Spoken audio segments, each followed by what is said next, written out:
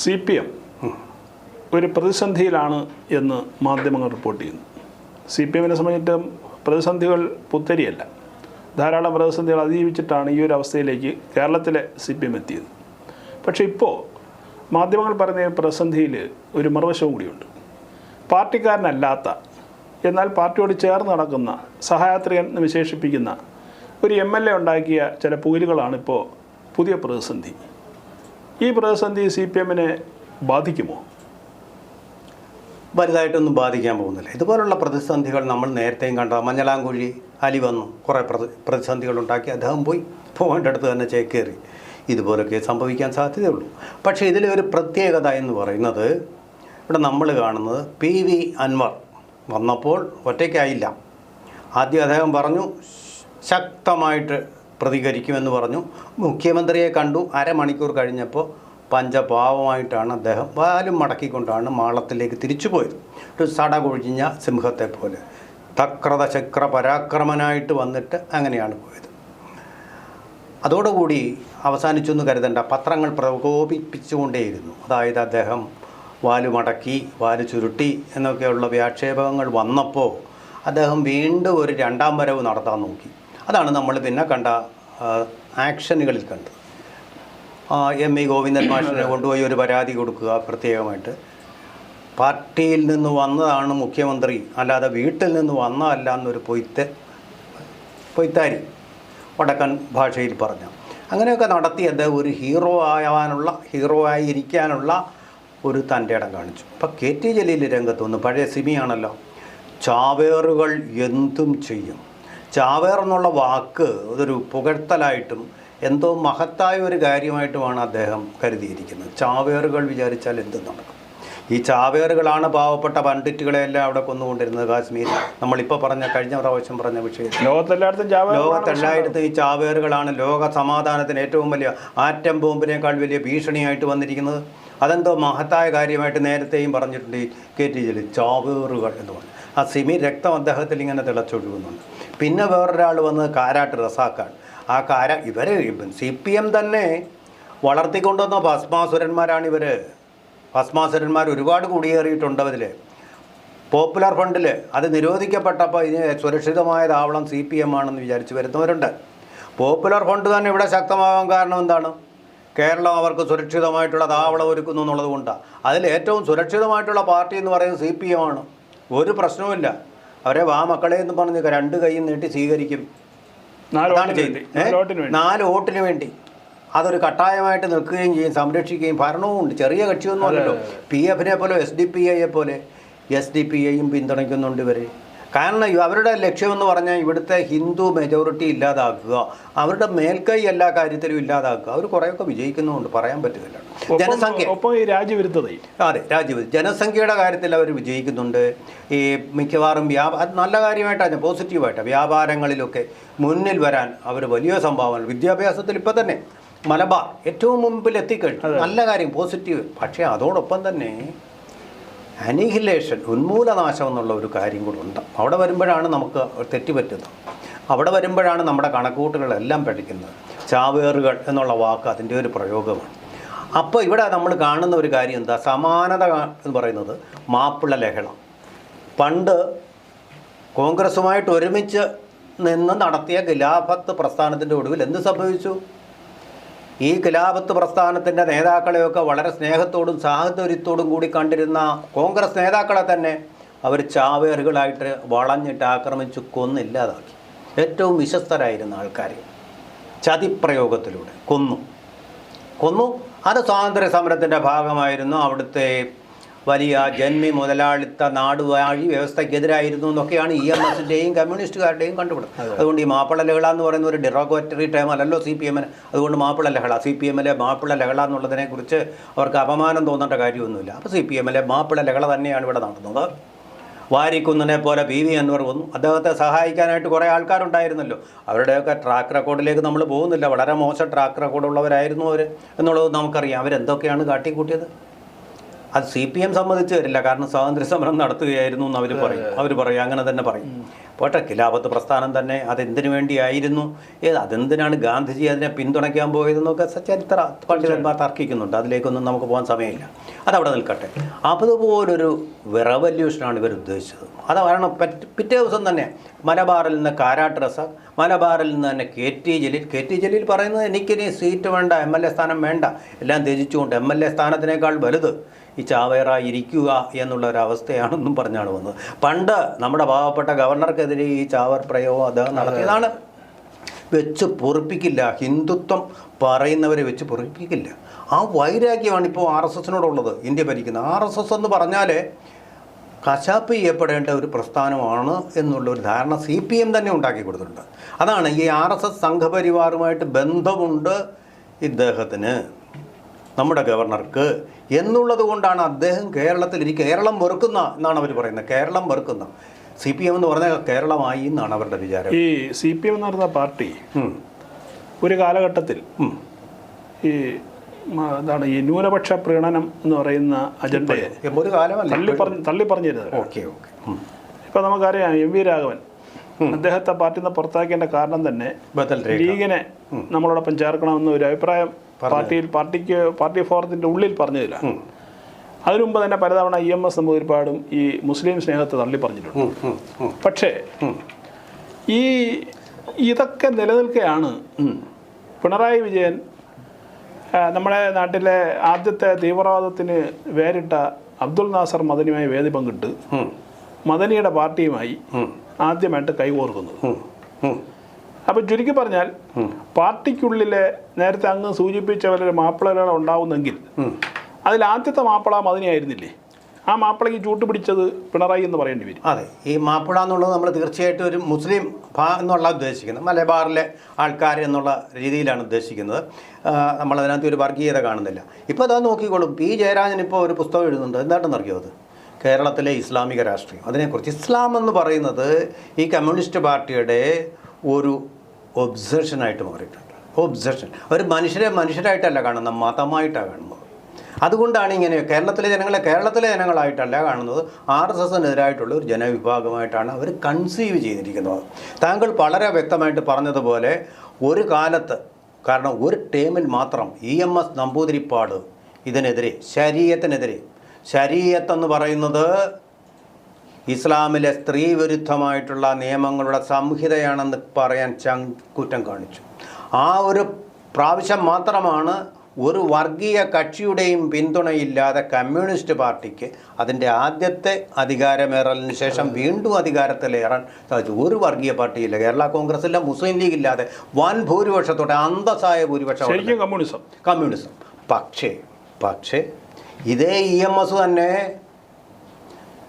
മദനി, താങ്കൾ പറഞ്ഞ അബ്ദുൾ നാസർ മദനി, അദ്ദേഹം ഒരു മതമൗലികവാദിയാണെങ്കിൽ മഹാത്മാഗാന്ധിയും മതമൗലികവാദിയാണ് എന്നുള്ള മഹാപാപം പറഞ്ഞു ഒരിക്കലും.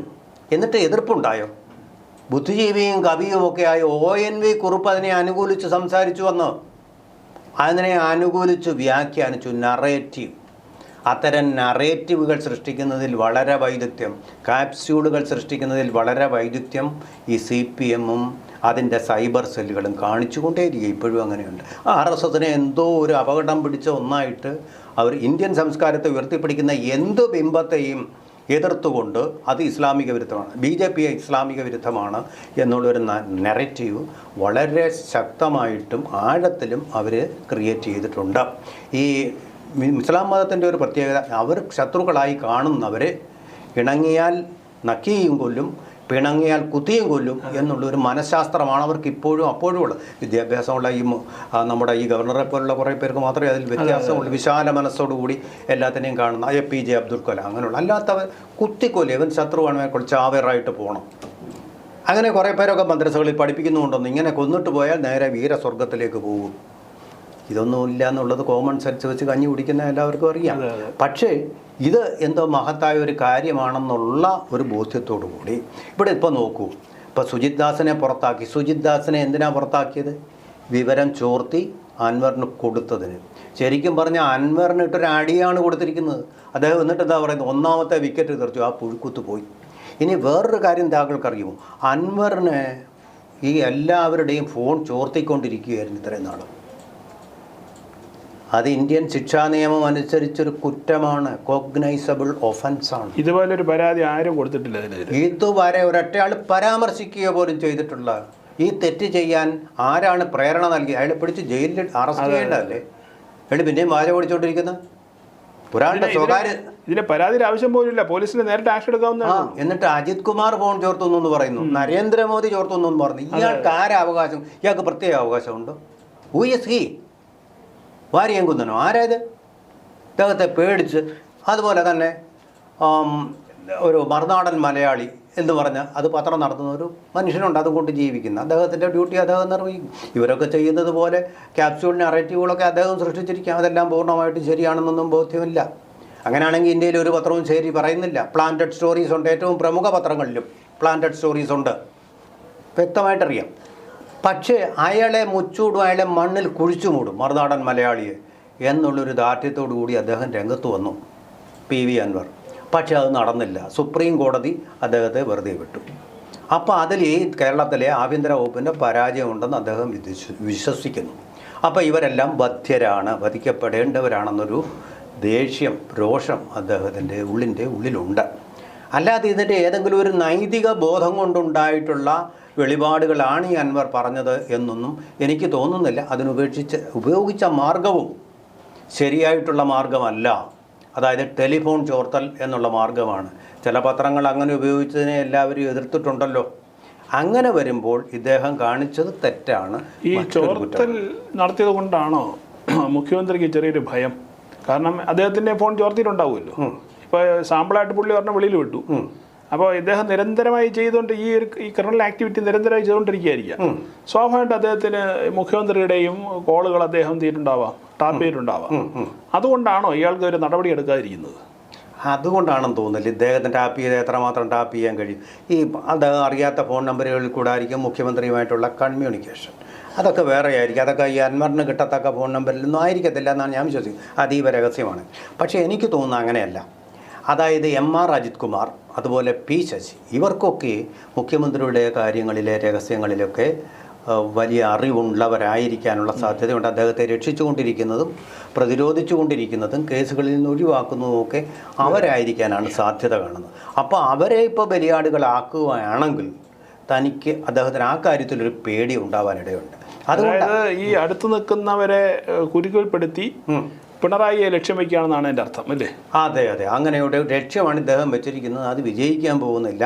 ഇപ്പം ഫസ്റ്റ് ഹാൻഡായിട്ട് ആദ്യമേ തന്നെ വേണമെങ്കിൽ ഇപ്പോൾ PV അൻവറിനെ കുരുക്കാൻ പറ്റും. നമ്മൾ വിചാരിക്കേണ്ട PV അൻവറിൻ്റെ രഹസ്യങ്ങളൊന്നും മുഖ്യമന്ത്രിയുടെ അടുത്തില്ലെന്ന്. ഇദ്ദേഹം ഇതെല്ലാം പരസ്യമായിട്ട് പറഞ്ഞു. ശുദ്ധനാണ്.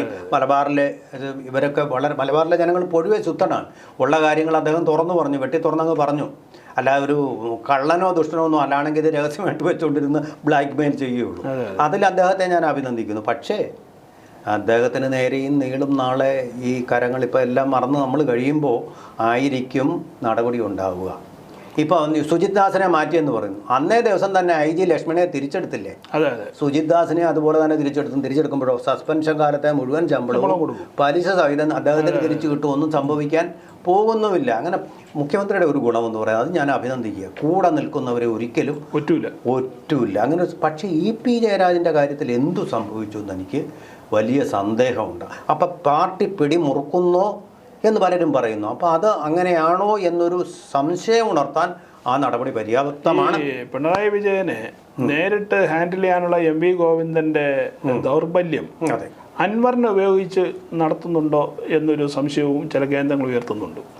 പാർട്ടിക്ക് പുറത്തുള്ള ആൾ, പാർട്ടിക്ക് അകത്തുള്ളവർ പറഞ്ഞാൽ നടപടി വരുമല്ലോ, പാർട്ടിക്ക് പുറത്താക്കും. ഗോവിന്ദൻ മാഷായി ആയിരിക്കാനിടയില്ല. കാരണം പൊതുവേ നമ്മൾ കാണുന്ന ഒരു കാര്യം, അങ്ങനെ വടക്കുള്ള ഈ ഗോവിന്ദൻ മാഷ വളരെ ശുദ്ധന്മാരാണ്.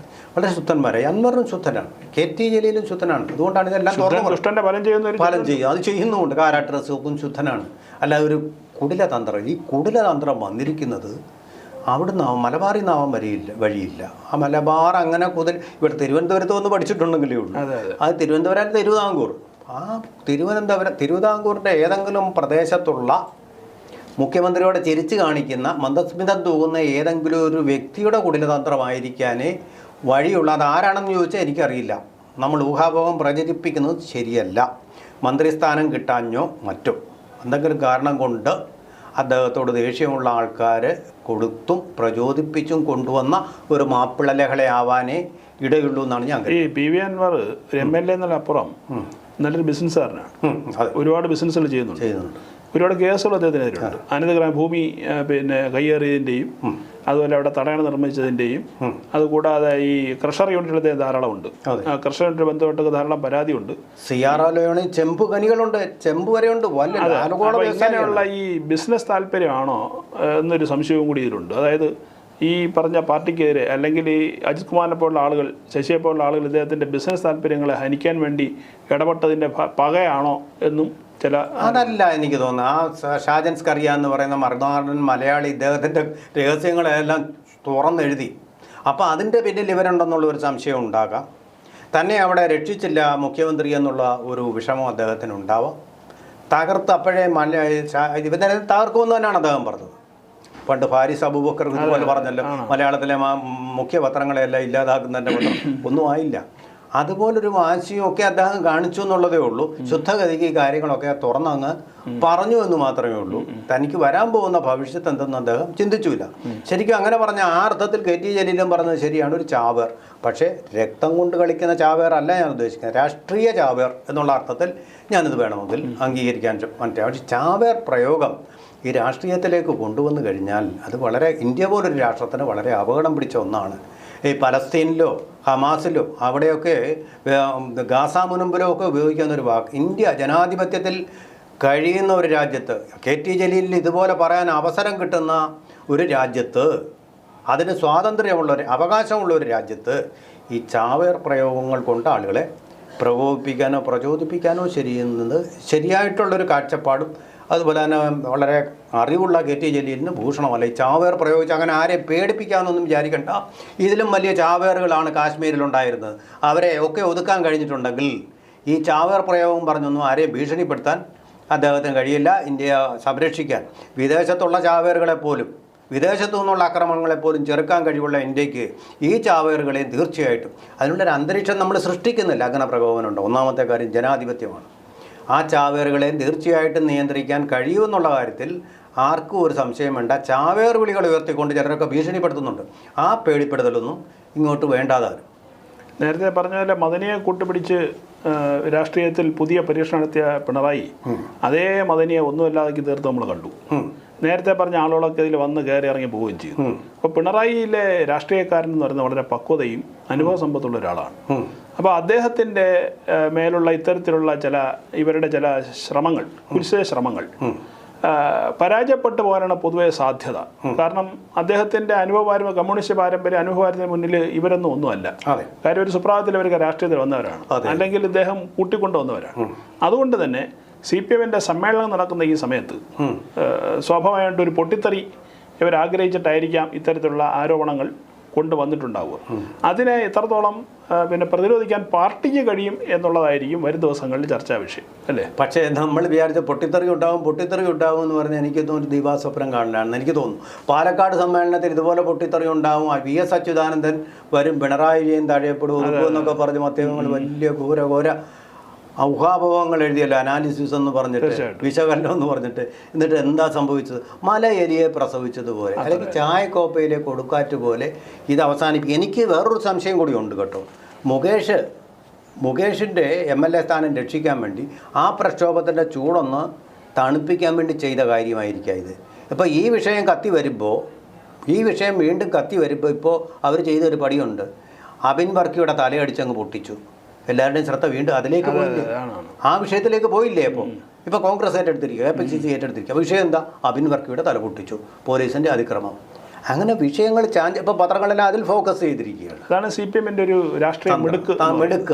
കാരണം എപ്പോഴെങ്കിലും പാർട്ടി നേതൃത്വം കൊടുക്കുന്ന സർക്കാരോ പ്രതിസന്ധിയിലാവുമ്പോൾ അത് വാർത്താമാധ്യമങ്ങളിൽ ജനങ്ങളിൽ ചർച്ചയായിരിക്കാൻ വേണ്ടിയിട്ടുള്ള ഒരു വല്ലാത്തൊരു മേവഴക്കം ഈ പാർട്ടി വർഷങ്ങളായിട്ട് ആർജിച്ചിട്ടുണ്ട്.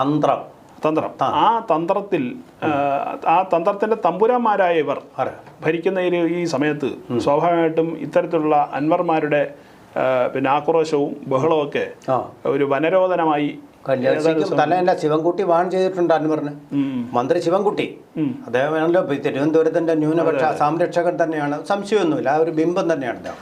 ആ അദ്ദേഹം പി വി അൻവർ ഇതിൻ്റെ ശിക്ഷ എന്താണെന്നുള്ളത് നോക്കിയിരിക്കണം. കയറി മുഖ്യമന്ത്രിയെ ഒറ്റപ്പെടുത്തി ആക്രമിക്കാനുള്ള ചില മാധ്യമങ്ങൾ ഇവിടെ ശ്രമിക്കുന്നുണ്ട്. വാൺ ചെയ്ത് കഴിഞ്ഞു, ശബ്ദം വന്നു കഴിഞ്ഞു, മുഖ്യമന്ത്രിയുടെ വെടി പൊട്ടി കഴിഞ്ഞു. അപ്പോൾ അതുകൊണ്ട് ഈ എലിക്ക് നിലമ്പൂരിലെ മാളങ്ങളിലേക്ക് പോയി ഒളിക്കാം. അല്ലേ? അതെ, അതായിരിക്കും. വാഗൺ ട്രാജഡി ഉണ്ടാവാതിരിക്കട്ടെ. അതെ.